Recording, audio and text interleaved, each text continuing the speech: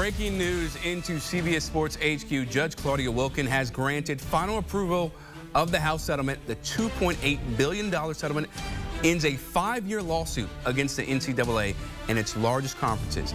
It opens the door to schools sharing up to $20.5 million in revenue each year with their student athletes. College athletes will be paid by universities starting on July 1st.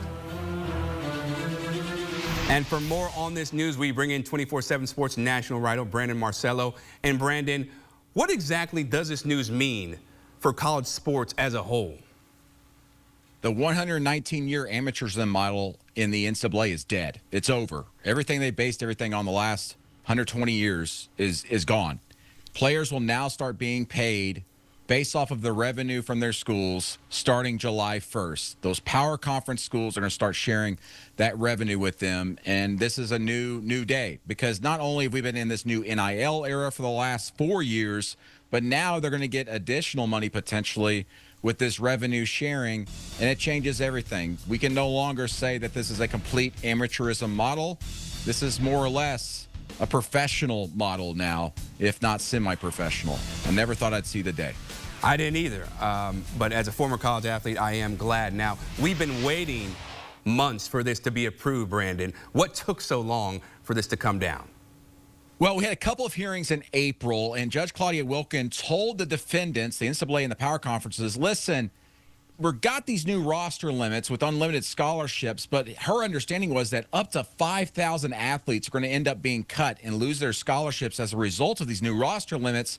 And she said, I want to grandfather all of them in, which of course led the NCAA and the power conferences to go, well, how will that work just financially and just also with the heavy lift there? Because a lot of these schools had already started cutting athletes to prepare for July 1, even before the House settlement was approved. So they had to go back to the drawing board and came up with a plan and present it to the judge of, we are going to voluntarily allow our schools to bring those players back if those players want to come back and the schools have space for them. So the judge took that brief from them and for the last month read it over, looked it over, and has been drawing up a 70-plus page document granting final approval to this House settlement. It took a little bit longer than everybody thought. A lot of the people involved in this, including the lawyers, thought it'd be done in a week or two, but it took about a month. And here we are, goodness gracious, 24 days away from this massive new system being put in place. And we just now got word that it will happen and it has been approved. Yeah, it's unbelievable to see in real time. Cannot wait to see how it all affects college sports. Now, on that note, how do you view this for college athletics? Is it a positive or a negative in your opinion?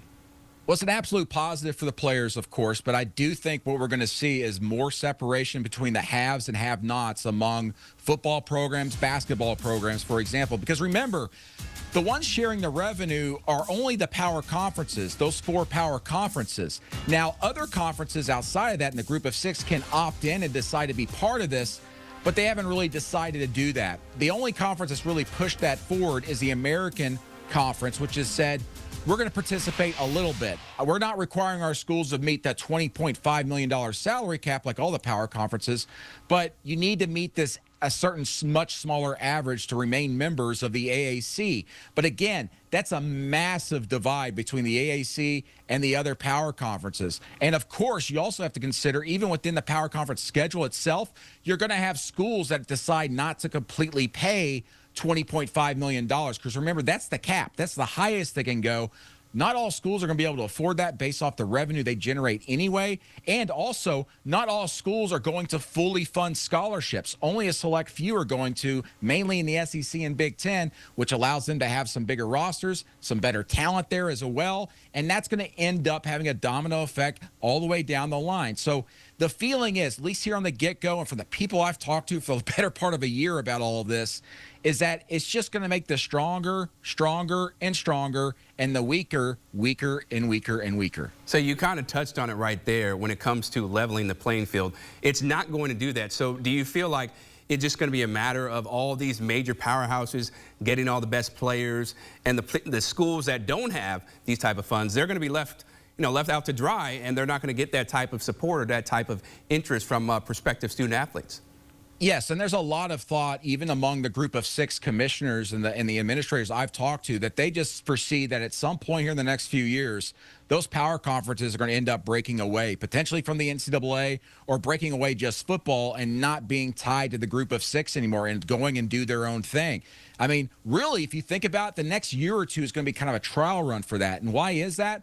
Because under this House settlement, the power conferences are required to create a new organization to police this entire House settlement, police NIL, police revenue sharing, and it's going to be called the College Sports Commission. And I can report right now from my sourcing that former MLB executive Brian Seeley is being targeted to lead that new commission as the CEO. He has a lot of background in investigating things in the MLB, including the Altani case, which we're all very familiar with.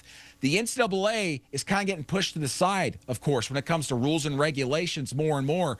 But this new organization, overseen by the power conferences in a lot of ways, is their own NCAA. And I think it's just a matter of time before they maybe start taking a little bit more power and a little more of the thought process here away from the NCAA. At least that's the thinking from a lot of people in college athletics. And here over the next year or two, if the power conference sees this and goes, you know what, this is working very well. We're expediting punishments. We're getting things pushed through the system faster than it would through the NCAA.